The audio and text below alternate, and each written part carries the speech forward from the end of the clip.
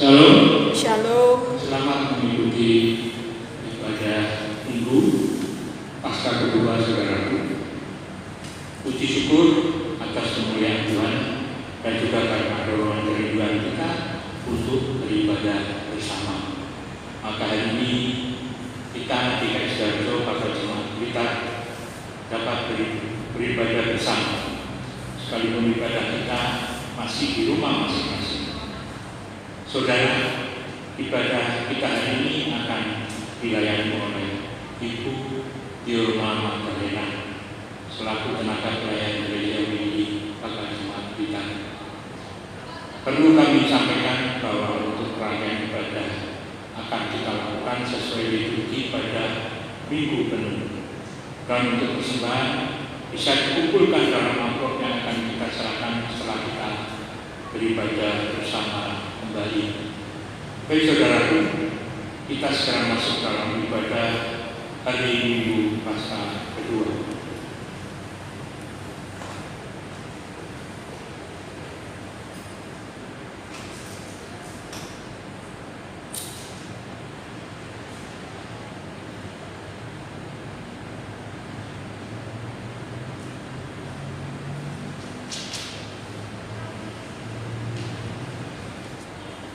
Untuk mengawali pembacaan pada sore hari ini, maka kita bangkit berdiri dengan menyanyikan PKJ 2 Mulia Mulia Namanya.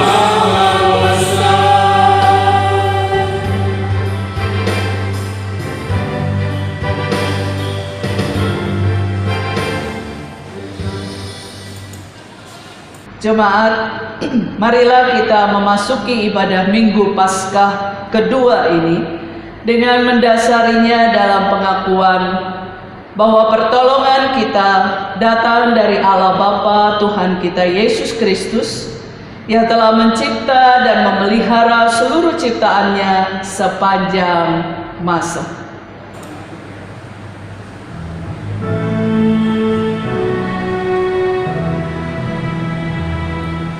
Amin.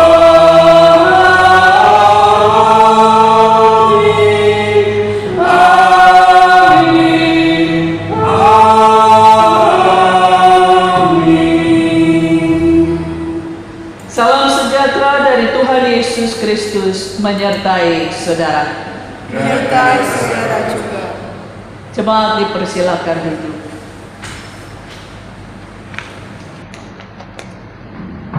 Jemaat yang dikasih di dalam Tuhan, firman Tuhan yang akan mendasari ibadah kita pada sore hari ini terambil dari 1 Petrus pasalnya yang pertama,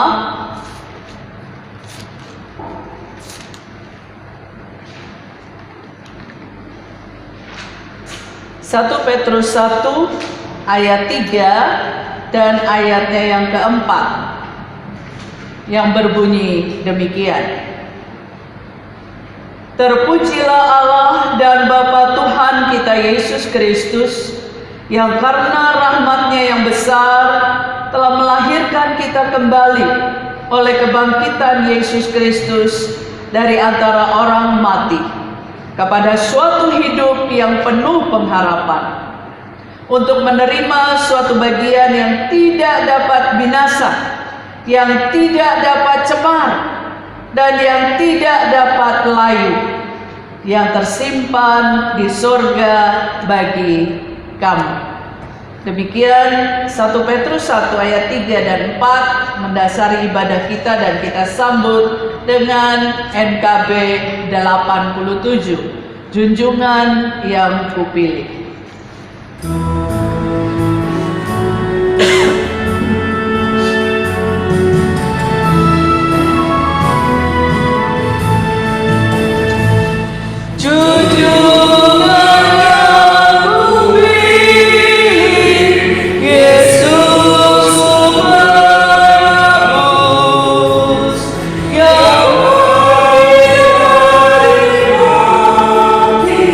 Baru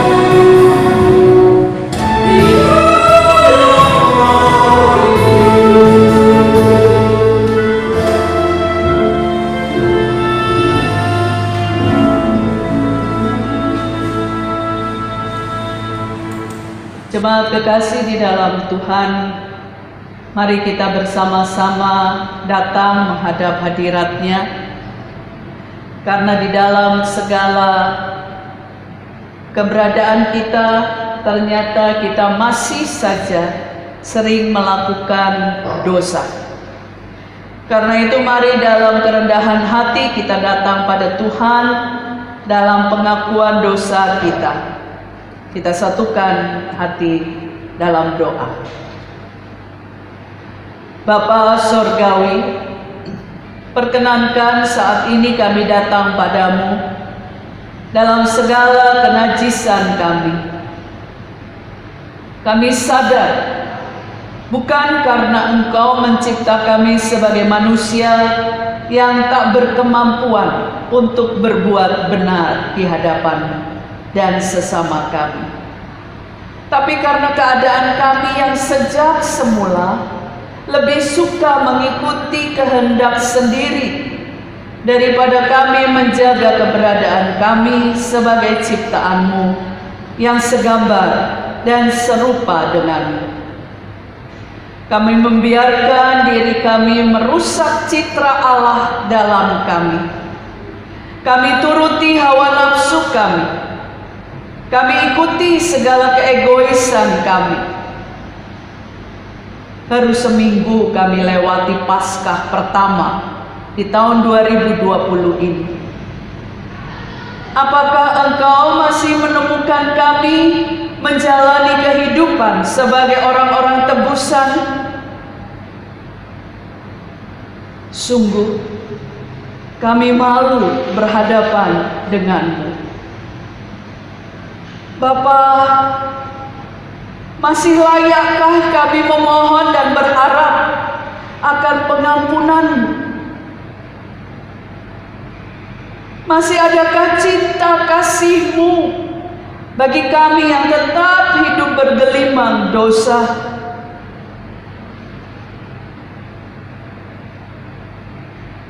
Bapa, jika Engkau berkenan, biarlah iman kami yang sebiji sesawi tetap percaya bahwa Engkau tak mungkin tak mengampuni kami. Dan dengan iman yang sedemikian kecil, kami akan menghidupinya hingga memiliki makna yang besar bagi kemuliaan. Bapa Surgawi, kiranya oleh belas kasih-Mu kami mendapat pengampunan itu. Amin.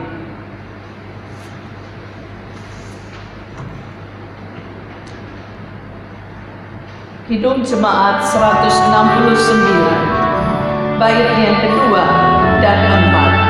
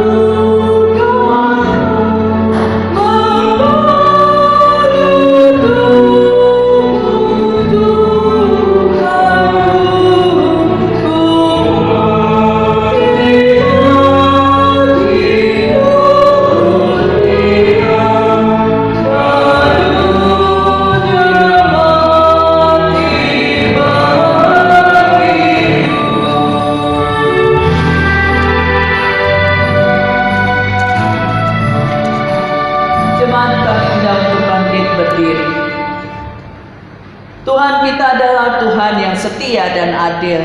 Ia akan memberikan pengampunan dosa bagi setiap orang yang mau dengan segala kerelaan hati datang mengakui dosa di hadapannya.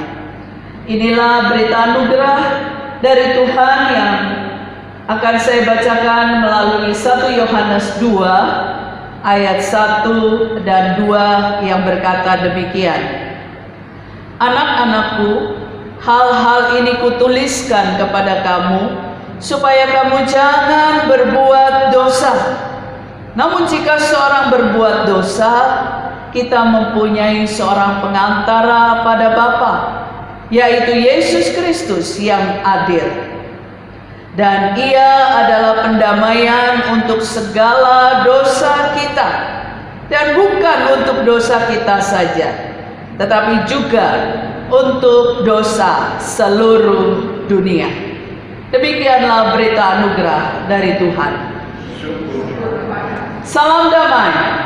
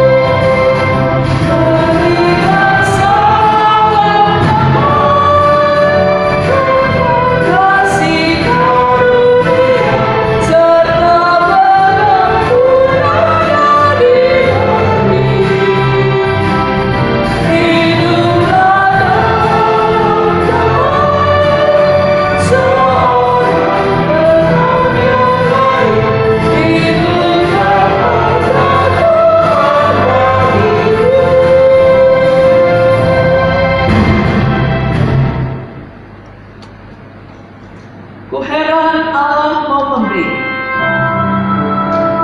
rahmatnya padamu, dan Kristus sudi menebus yang hina bagaiku. Kuheran Allah mau memberi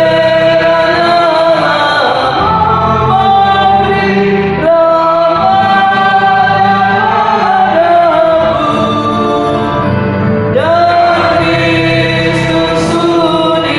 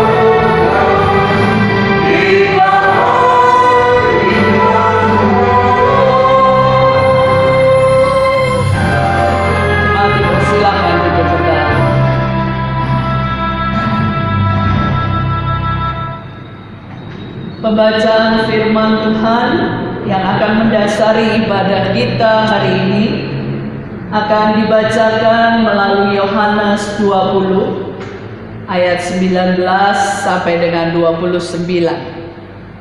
Namun sebelum kita membaca bersama, mari kita memohon kuasa Roh Kudus menyertai setiap kita. Mari kita satu dalam doa. Bukan karena kebiasaan ketika kami berkumpul beribadah bersama, maka kami akan membuka Alkitab kami untuk membaca dan merenungkannya. Tetapi karena kami sangat menyadari bahwa firman Tuhan adalah pelita bagi kaki kami dan terang bagi jalan kami. Itu sebabnya kami sangat membutuhkan firman-Mu. Saat ini Tuhan, kami mau buka hati kami, pikiran kami, dan seluruh hidup kami untuk Tuhan kuasai, untuk Tuhan penuhi dengan Roh Kudus-Mu, sehingga ketika hati kami boleh menjadi tempat yang terbaik bagi firman yang Tuhan akan tabur. Telinga kami menjadi telinga yang penuh dengan harapan untuk dikuasai, untuk dipenuhi oleh firman.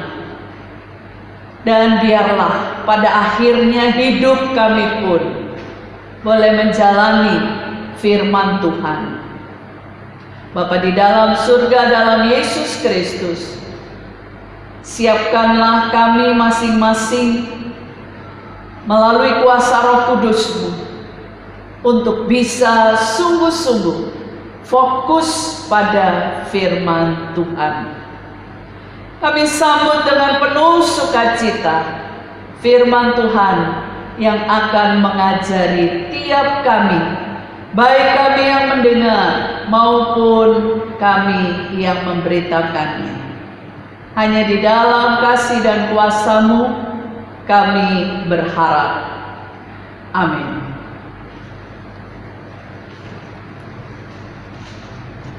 Yohanes 20 ayat 19 sampai dengan 29 akan saya bacakan untuk kita sekalian. Ketika hari sudah malam pada hari pertama minggu itu, berkumpullah murid-murid Yesus di suatu tempat dengan pintu-pintu yang terkunci, karena mereka takut kepada orang-orang Yahudi. Pada waktu itu datanglah Yesus dan berdiri di tengah-tengah mereka dan berkata, "Damai sejahtera bagi kamu." Dan sesudah berkata demikian, Ia menunjukkan tangannya dan lambungnya kepada mereka. Murid-murid itu bersuka cita ketika mereka melihat Tuhan. Maka kata Yesus sekali lagi, "Damai sejahtera bagi kamu. Sama seperti Bapa mengutus aku, demikian juga sekarang aku mengutus kamu." Dan sesudah berkata demikian, Ia mengembusi mereka dan berkata, "Terimalah Roh Kudus. Jikalau kamu mengampuni dosa orang, dosanya diampuni. Dan jikalau kamu menyatakan dosa orang tetap ada, dosanya tetap ada." Tetapi Thomas, seorang dari ke-12 murid itu yang disebut Didimus, tidak ada bersama-sama mereka ketika Yesus datang ke situ. Maka kata murid-murid yang lain itu kepadanya, "Kami telah melihat Tuhan." Tetapi Thomas berkata kepada mereka, "Sebelum aku mencucukkan," saya ulangi, "sebelum aku melihat bekas paku pada tangannya, dan sebelum aku mencucukkan jariku ke dalam bekas paku itu, dan mencucukkan tanganku ke dalam lambungnya, sekali-kali aku tidak akan percaya." 8 hari kemudian, murid-murid Yesus berada kembali dalam rumah itu. dan Thomas bersama-sama dengan mereka. Sementara pintu-pintu terkunci, Yesus datang dan Dia berdiri di tengah-tengah mereka dan berkata, "Damai sejahtera bagi kamu." Kemudian Dia berkata kepada Thomas, "Taruhlah jarimu di sini dan lihatlah tanganku. Ulurkanlah tanganmu dan cucukkan ke dalam lambungku. Dan jangan engkau tidak percaya lagi, melainkan percayalah." Thomas menjawab Dia, "Ya Tuhanku dan Allahku." Kata Yesus kepadanya, "Karena engkau telah melihat aku, maka engkau percaya. Berbahagialah mereka yang tidak melihat, namun percaya." Sedemikian jauh pembacaan Alkitab. Yang berbahagia adalah mereka yang bersedia untuk mendengarkan firman Tuhan, tetapi akan terlebih berbahagia kalau ia selalu hidup di dalam firman itu hari lepas hari. Haleluya.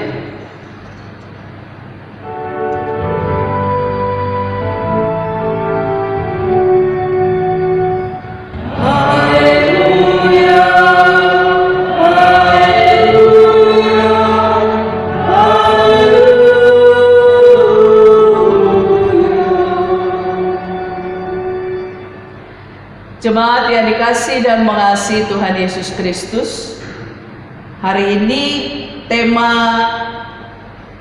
khotbah adalah Duta Damai Sejahtera. Jemaat kekasih Kristus, tema khotbah dalam Minggu Paskah kedua ini, saya yakin bahwa saudara sudah paham dengan maksud tema ini. Kata duta, saudara, dalam kamus besar bahasa Indonesia memiliki arti orang yang diutus atau yang mewakili pemerintahan untuk tugas di suatu tempat atau negara yang lain. Seperti misalnya duta-duta besar Indonesia untuk negara-negara sahabat. Misalnya saja Bapak Abdul Qadir Jailani. Beliau menjadi duta besar untuk Kanada. Kemudian Adriana Supandi yang bertugas menjadi duta besar untuk Papua Nugini, merangkap Kepulauan Salomon. Atau Berlian Napitupulu yang bertugas menjadi duta besar untuk Republik Demokratik Korea. Dan masih banyak lagi duta-duta besar dari Indonesia untuk negara-negara tetangga, untuk negara-negara sahabat. Dan tugas beliau-beliau itu adalah mereka bersama semua jajaran yang ada di kedutaan besar itu mengenalkan kelebihan Indonesia di mata dunia internasional. Selain itu mereka juga bertugas di kedutaan menjadi perwakilan dan sarana promosi negara pemutus, sekaligus berfungsi untuk melindungi kepentingan negara termasuk warga negaranya yang berada di negara lain. Nah, jika hari ini saudara kita mau renungkan soal Duta Damai Sejahtera, apa maksudnya? Mungkin saudara bertanya, siapa yang menjadi duta? Dan tugas apa yang harus duta-duta itu kerjakan? Lalu siapa yang mengutus menjadi duta damai sejahtera? Saya yakin untuk jawaban pertanyaan siapa yang menjadi duta dan siapa yang mengutus menjadi duta damai sejahtera, pasti hati saudara sudah menjawabnya, bukan? Ya, benar sekali. Saudara, para duta itu adalah saudara dan saya. Para duta itu adalah saudara dan saya. Saudara dan saya adalah duta-duta yang diutus untuk mewakili Tuhan. Karena saudara dan saya diutus sebagai duta damai sejahtera. Saudara dan saya diutus menjadi wakil Tuhan. Bayangkan saudara, saudara dan saya menjadi wakil Tuhan karena diutus oleh Tuhan. Fantastis bukan? Orang Betawi bilang aja gile, keren habis. Bayangkan saudara, itu siapa sih? Kita ini siapa saudara? Tapi kita ini dipanggil, diutus lalu mewakili Tuhan. Di mana? Di mana saudara dan saya harus menjadi duta-duta damai sejahtera. Ya saudara, memang nggak perlu jauh-jauh. Tuhan itu tidak mengutus saudara dan saya mewakili Dia ke tempat yang jauh-jauh. Cukup di mana saudara dan saya ditempatkan. Ya memang sih, Tuhan itu bisa saja mengutus saudara pergi ke Wuhan, bisa. Tapi mau nggak? Bisa saja Tuhan itu mengutus saudara dan saya untuk pergi ke tempat-tempat yang katanya masih belum terjamah oleh budaya luar, oleh situasi modern dan sebagainya. Dia bukannya tidak mau mengutus. Saudara, ketika para murid berkumpul setelah mereka mendengar bahwa Yesus itu bangkit, maka mereka berkumpul di dalam rumah yang terkunci. Mereka di sana berkumpul untuk bersekutu. Kenapa mereka mengunci diri di dalam rumah mereka? Dikatakan tadi oleh bacaan kita karena mereka takut. Takut kepada siapa? Tentara-tentara Roma. Saudara dan saya sekarang juga sebenarnya sedang dikunci di rumah kita masing-masing ya. Kita nggak boleh keluar. Saudara dan saya masih dikunci, harus di rumah saja. Apa saudara takut? Tidak. Saya yakin bukan karena takut oleh si corona, tapi kita mau mengikuti apa yang dikatakan pemerintah dengan maksud supaya tidak menjadi semakin luas penyebaran yang katanya penyakit flu tapi berbahaya karena bisa menyebabkan paru-paru yang sesak, yang terinfeksi akhirnya meninggal. Saudara, Tuhan bukannya tidak mau, tapi Ia mau supaya yang deket-deket dulu deh. Jadilah duta kerajaan Allah, duta damai sejahtera di tempat yang dekat saja. Murid-murid tidak langsung diutus pergi, sekalipun mereka dihembusi oleh kekuatan Allah yaitu Roh Kudus.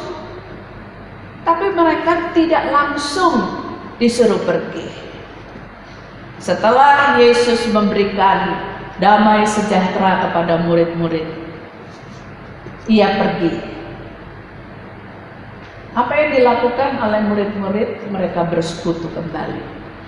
Lalu di ayat yang berikut, di ayat 24 dikatakan 8 hari kemudian. Ya, 8 hari kemudian. Berarti kehidupan mereka itu ada di dalam persekutuan. Di dalam rumah saja mereka selalu bersekutu. Pemerintah menghimbau kita supaya kita di rumah aja. Tujuannya apa? Supaya kita semakin dekat dengan Tuhan kita, semakin hidup di dalam Tuhan kita, semakin merasakan bahwa kita ini adalah duta-duta damai sejahteranya. Nah, saudara-saudaraku yang kekasih di dalam Tuhan, pada hari yang ke-8 kita tahu bahwa melalui catatan Yohanes tadi, salah satu dari murid-murid yang biasanya kumpul bareng, tapi ternyata ketika murid-murid yang selalu berkumpul itu bercerita kepada seorang murid yang tidak mengikuti kumpul bareng ini, yang kemudian dia menjadi, masa sih? Masa mungkin Yesus itu bangkit? Dia sudah dikubur, gak mungkin. Tapi kemudian Yesus datang kepadanya dan berkata, silakan cucukkan tanganmu, lihat bekas paku di tanganku dan lambungku. Yesus memberikan ketegasan supaya Thomas yang adalah salah satu dari murid Yesus yang tidak ikut kumpul, supaya ia kembali mengingat bahwa yang di depannya itu sungguh-sungguh Yesus yang dulu, yang beberapa hari lalu dipaku dan mati. Saudara, murid-murid yang lain tidak langsung diutus pergi jauh. Datangi dulu temannya ini yang satu, tolong dia supaya dia kembali mengingat, kembali mengerti, kembali memahami apa yang pernah dikatakan Yesus sebelum terjadi kematian. Yesus pernah berkata bahwa Anak manusia akan disiksa, mati, lalu dikuburkan, tapi pada hari yang ketiga dia akan bangkit. Pernah itu dikatakan oleh Yesus sebelum semua itu terjadi. Saudara-saudaraku yang kekasih, kita bisa lihat di sini bahwa menjadi duta damai sejahtera itu gak perlu jauh-jauh, yang dekat-dekat dulu. Ciptakan suasana damai sejahtera. Ciptakan damai sejahtera yang adalah situasi di mana tidak ada lagi perasaan cemas, tidak ada lagi perasaan khawatir, tidak ada lagi perasaan panik dan sebagainya. Sudah sekian lama saudara dan saya ada di dalam rumah saja. Apakah kita juga sudah menciptakan damai sejahtera Tuhan di tengah-tengah kehidupan bersama dengan sesama?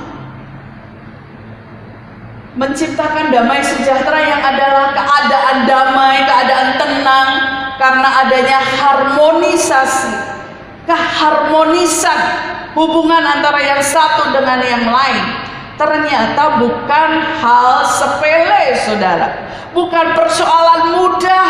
Sekalipun kita tiap hari sudah ketemu dengan suami, istri, anak, tapi ketika suasana pandemi COVID-19 ini terjadi dan diizinkan oleh Tuhan terjadi di tengah-tengah kehidupan kita, ternyata tidak mudah untuk menciptakan damai sejahtera. Tidak mudah mewujudkan duta damai sejahtera. Karena yang ada justru dulunya tenang, sekarang jadi panik. Yang dulunya santai, kini bawaannya hanya khawatir, bingung. Yang dulu ada banyak keceriaan dalam kehidupan keluarga kita, sekarang yang ada hanya keluhan. Memang tidak mudah saudara, tapi saudara dan saya kan sudah sepakat untuk menjadi duta damai sejahtera. Oleh karena itu mari kita mulai dari yang paling sederhana saja. Kita belajar dari seorang santo yang bernama Fransiskus dari Assisi. Ia mengajarkan kita untuk berdoa seperti ini. Tuhan, jadikanlah aku pembawa damai. Bila terjadi kebencian, jadikanlah aku pembawa cinta kasih. Bila terjadi penghinaan, jadikanlah aku pembawa pengampun. Bila terjadi perselisihan,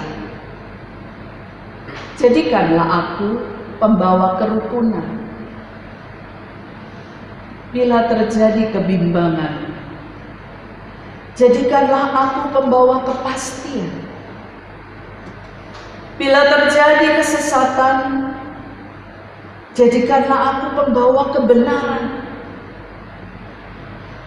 Bila terjadi kecemasan, jadikanlah aku pembawa harapan. Bila terjadi kesedihan, jadikanlah aku sumber kegembiraan.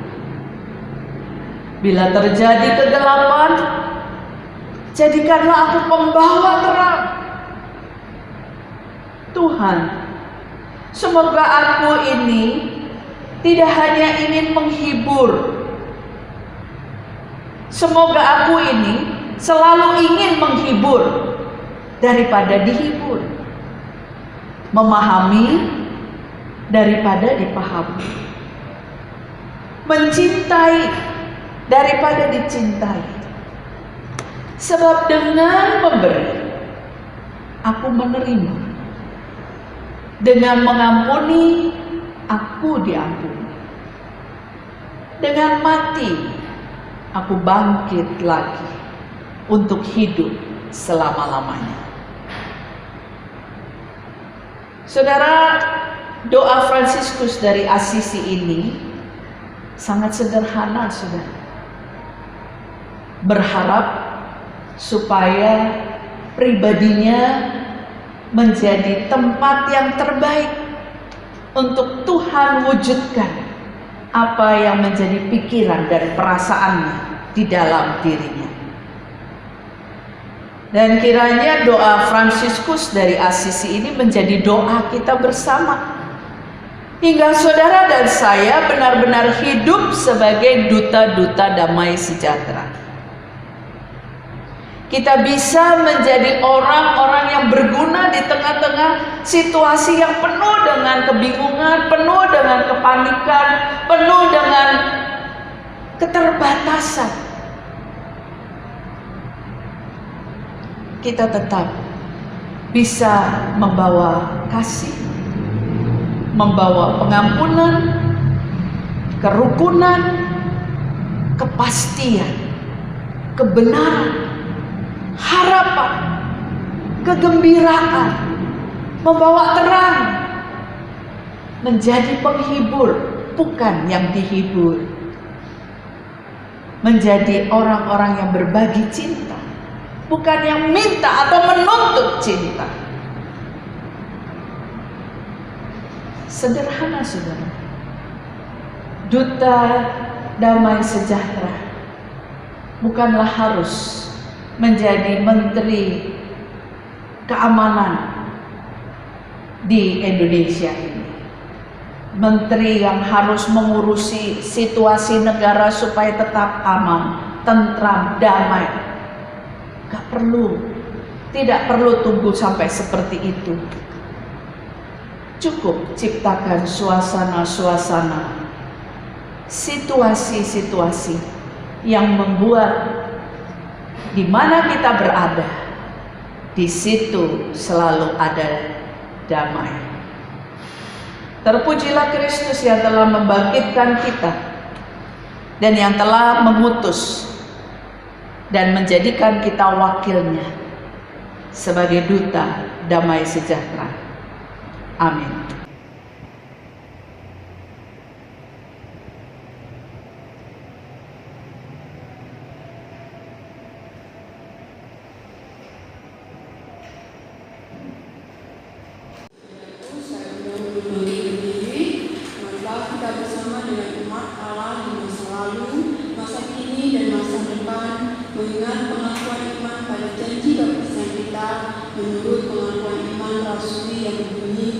Aku percaya pada Allah, Bapa yang Maha Kuasa, kali kami dan bumi, dan kepada Yesus Kristus, anaknya yang tunggal Tuhan kita, yang dikandung dari Roh Kudus, lahir dari perkataan darah Maria, yang menderita sengsara di bawah pemerintahan Pontius Pilatus, disalibkan, mati dan dikuburkan, turun ke dalam kerajaan maut.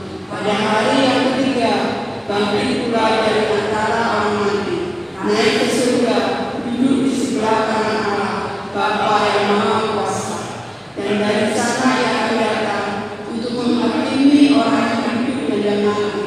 Aku percaya pada Roh Kudus, gereja yang kudus dan am, persekutuan orang kudus, pengampunan dosa, kebangkitan orang mati, dan hidup yang kekal.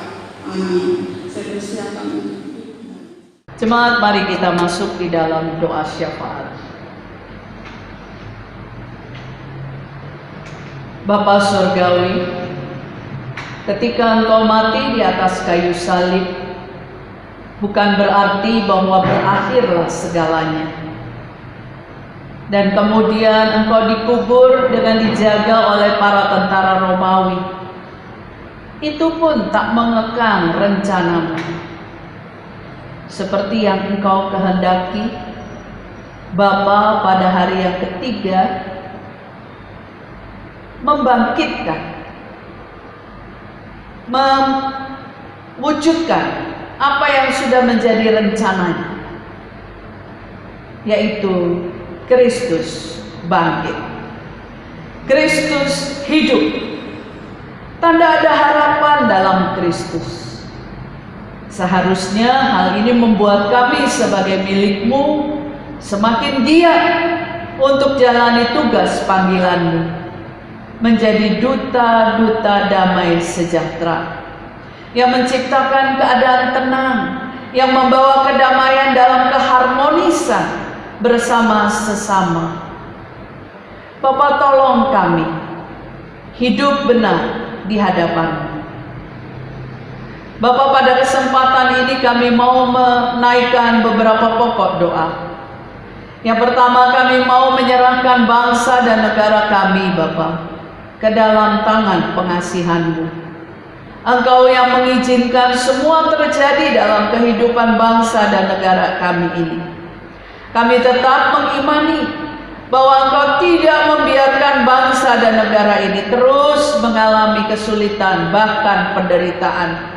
Suatu saat Tuhan pasti menolong kami, melepaskan bangsa dan negara kami dari pergumulan dan persoalan yang kami hadapi sebagai pandemi COVID-19 ini, beserta semua dampaknya. Sampai saat ini Tuhan mau supaya tangan kami tetap menyatu untuk berharap padamu. Kami naikkan doa pula kepadamu Bapa, bagi saudara-saudara kami yang dekat maupun yang jauh, yang sampai saat ini tetap berharap padamu akan campur tangan Tuhan untuk kesehatan mereka masing-masing. Kiranya sakit yang mereka derita hingga melemahkan tubuh mereka, Tuhan juga berkati hingga mereka kuat kembali. Kami tak berhenti pula menyerahkan gereja-gereja Tuhan.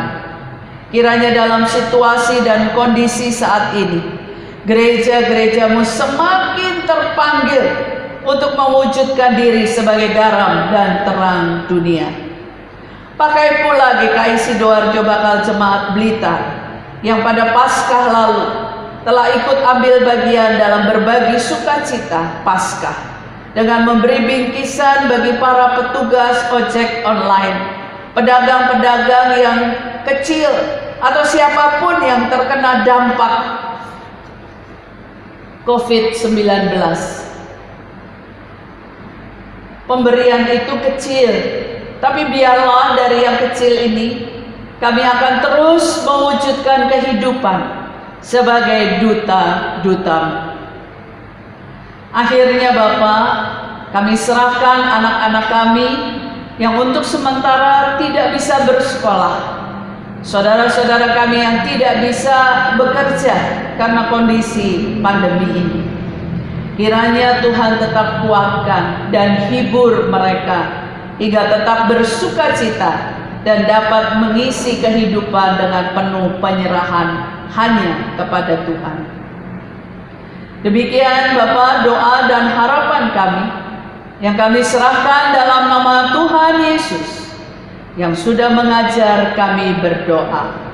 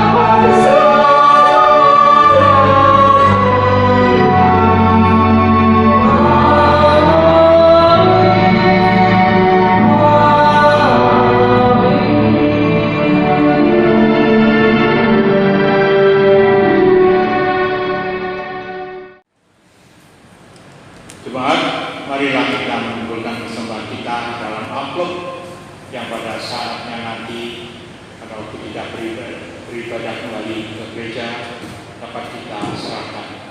Persembahan kita akan didasari dengan pembacaan Matius pasal 5 ayat 9 yang berkata, berbahagialah orang yang membawa damai, karena mereka akan disebut anak-anak Allah. Mari saudara, dengan belajar memberi apa yang kita punya, kita pun siap menjadi anak-anak Allah yang berbagi damai di mana saja Tuhan tempatkan kita. Persembahan akan kita iringi dengan pujian NKB 197 bait pertama saja. Bersabda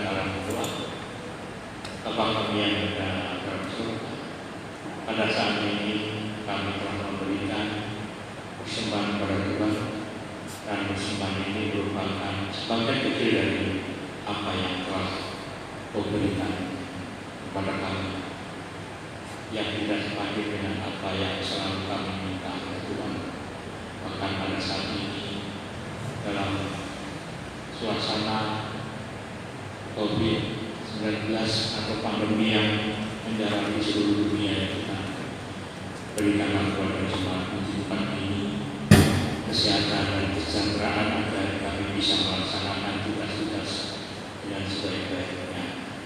Jauhkan dari sakit penyakit dan selamatkan bangsa ini. Terima kasih Tuhan atas apa yang Kau berikan kepada kami. Di dalam nama Tuhan Yesus Kristus kami berdoa dan mengucap syukur.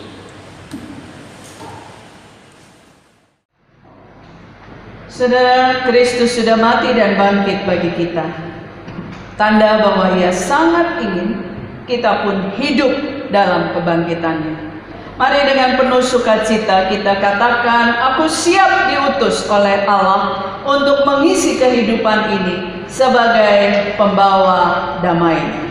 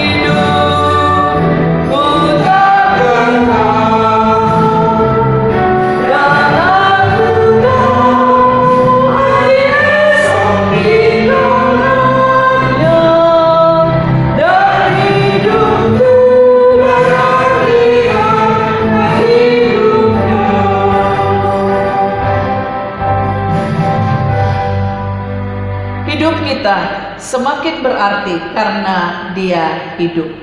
Saudara, kini arahkanlah hatimu kepada Tuhan. Jadilah saksi Kristus.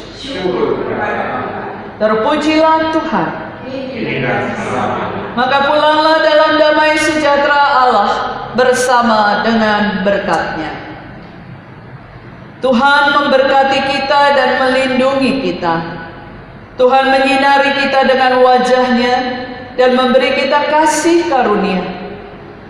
Tuhan menghadapkan wajah-Nya kepada kita dan memberi kita damai sejahtera dari sekarang sampai selamanya. Amin.